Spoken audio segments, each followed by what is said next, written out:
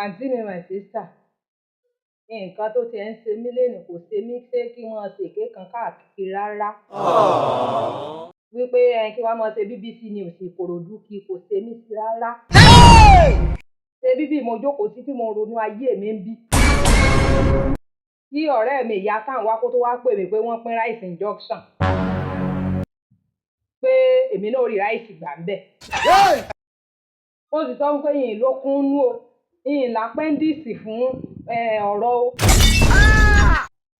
ó bá sáré pé kí n tẹ̀lé ńgbà sí débẹ̀ tóòtọ́ wọ́n ń pín ráìsì lóòótọ́ ṣé wọ́n mọ̀ kó látàrí tí mo ti wá dúró ń bẹ̀ wọn ráìsì sì kàn mí kọ́ gbé ráìsì fún mi ráìsì bá tán ẹ má bínú. ráìsì tán yìí ráìsì kankan mú wálé ó sì ti sọ fún ìyá táwọn tẹ́lẹ̀ pé ìyìn ní apẹ́ndìsì fún ẹjọ́ rírò kankan lénìí. It is smoke Igbo.